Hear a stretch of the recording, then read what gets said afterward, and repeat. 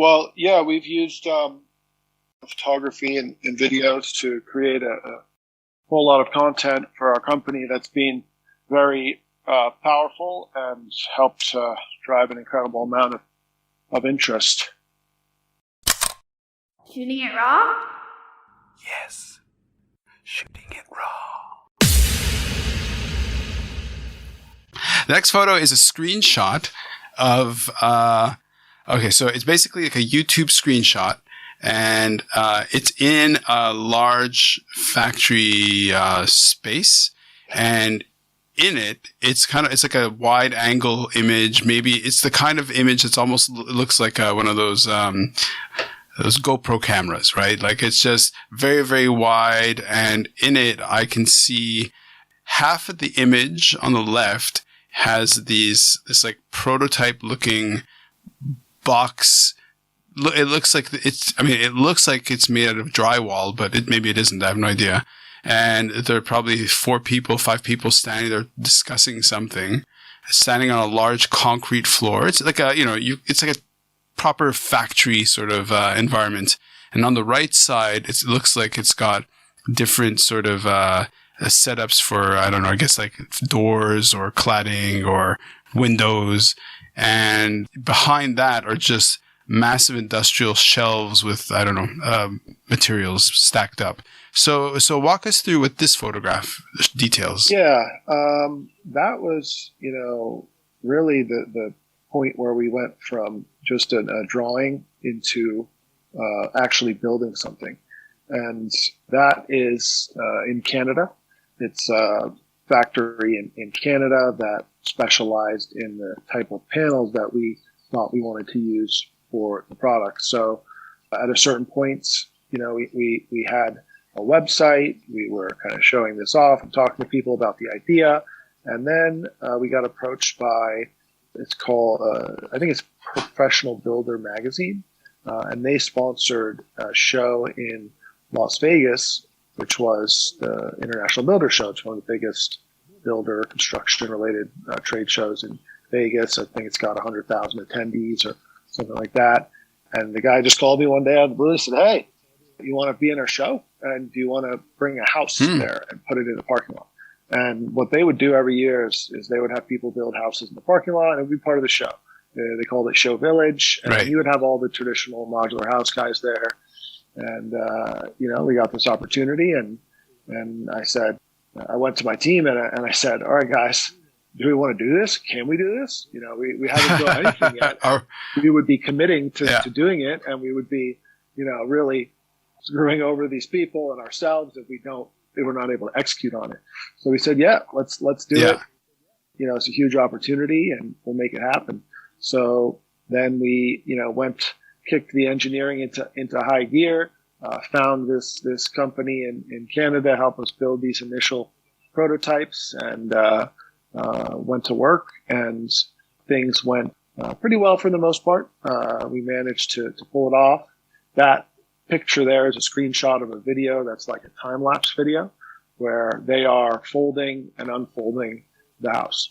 And we originally, I think we're watching it on like a security cam type footage because they were in Canada and we were here.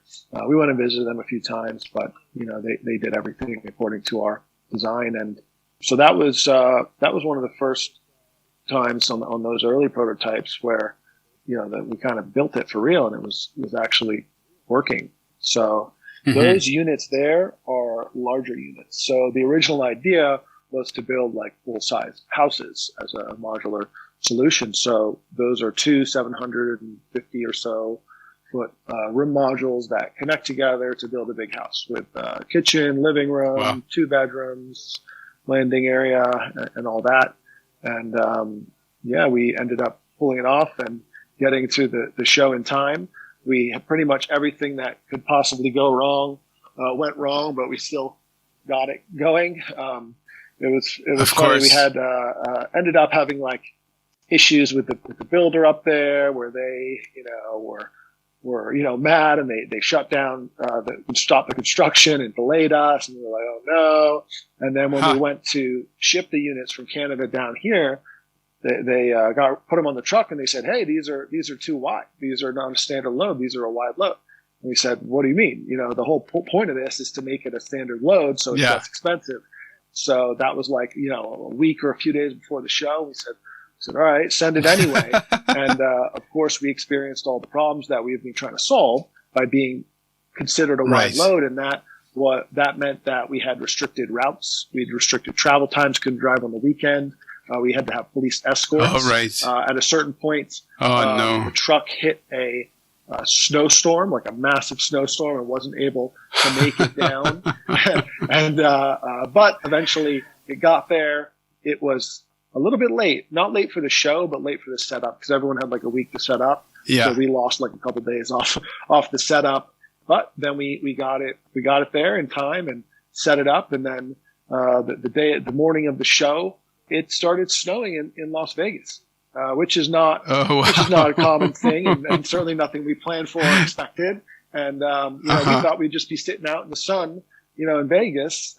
These were prototype units; they didn't even have a completed roof on them. Like there was a huge gap in the roof where you could see the sunlight. So it was like 5 a.m. the morning before the show, snowing on the roof. Early morning, it kind of warms up and stops snowing, and then all the snow on the roof melts and the whole house floods with water. And I was like, oh my God, it's terrible. But we managed to clean it all up, and no one knew. And everything was perfect. Wow. And people loved it. They thought it was really cool. Well, I'll add two things to that. On the one side, from my work at, the engineering consulting company, it's like, until you're in engineering and construction, everything, the one thing that I came to realize was there's a lot of litigation. There's a lot of going to court. And I was like, what's with going to court? Yeah, it's just like, because there's so many things that can go wrong and that can ruin a project or halt a project or slow. So that was one side of engineering consulting that I learned immediately. There's like, okay, it's very complex.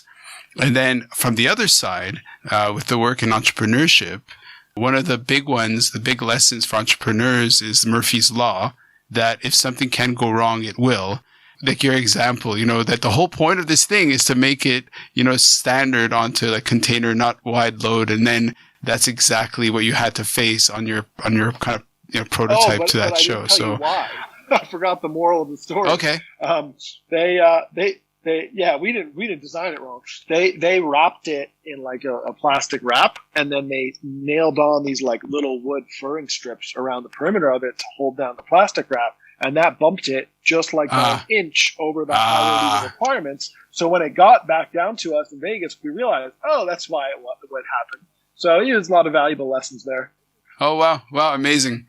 I mean, okay, well, let's move on to the next photo, because it's kind of, in a way, the photograph itself is nothing to write home about, but it is.